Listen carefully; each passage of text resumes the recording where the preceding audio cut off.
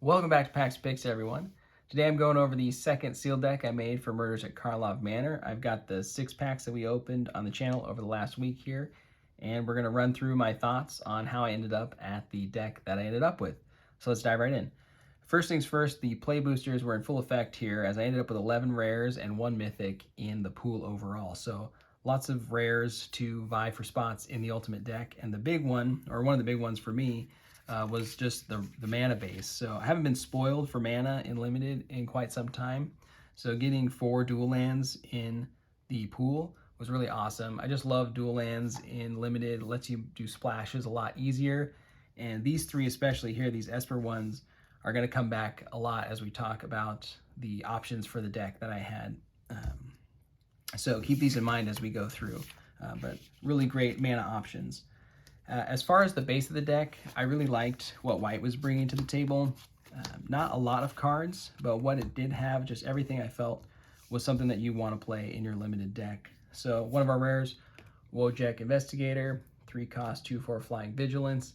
Just a great card to have on the table, even if you only trigger that ability once in the game. Just a really good card.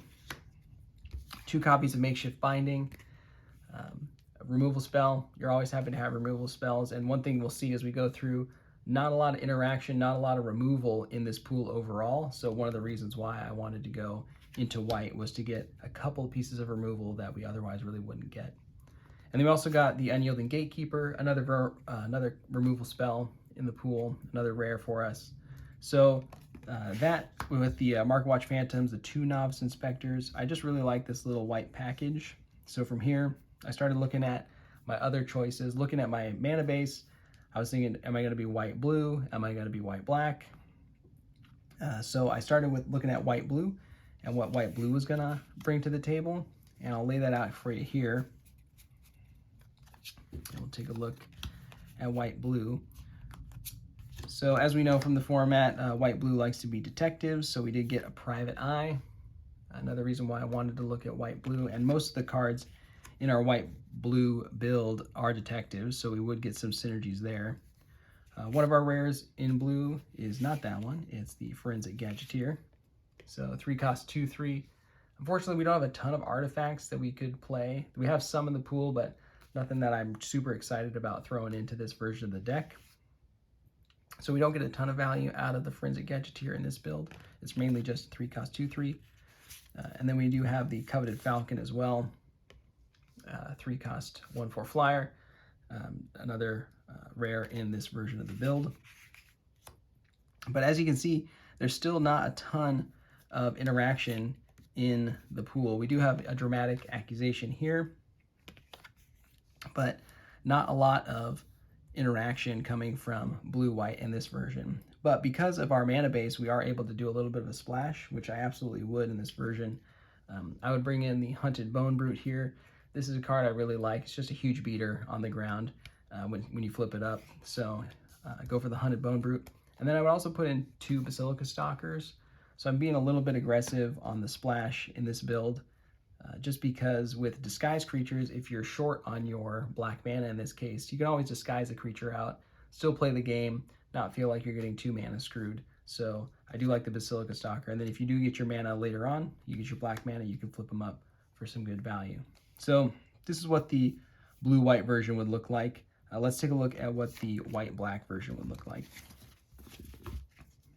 We're definitely keeping these guys over here, but then we're going to add in a few more cards.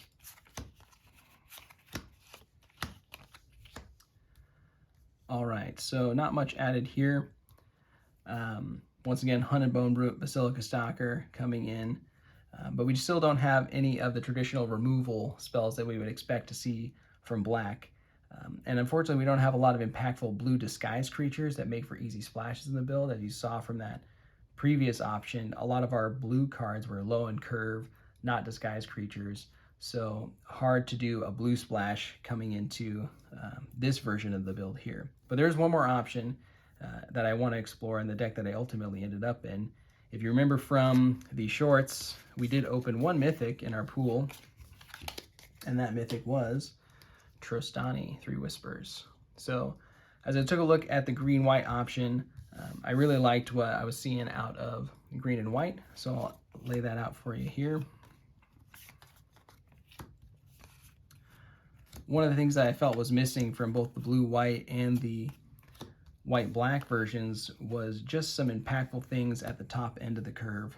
So in the green-white version, we get a couple cards up at the top. So Glint Weaver here, good at stabilizing you if you're falling behind in the late game.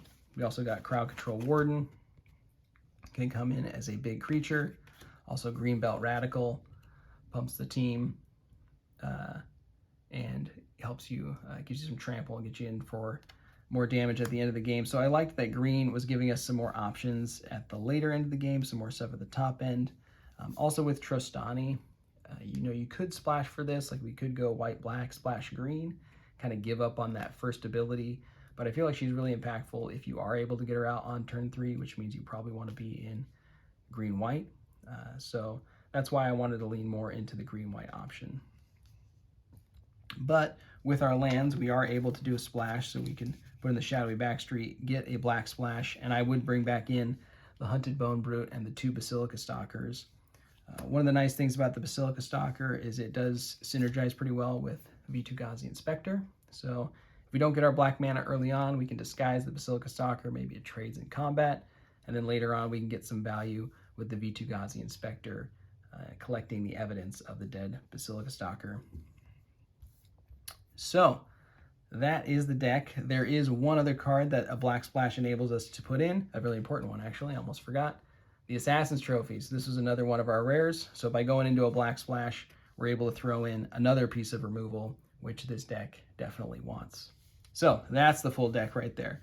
What do you think about this white-green version of the pool? Would you have gone white-blue, white-black, something different entirely?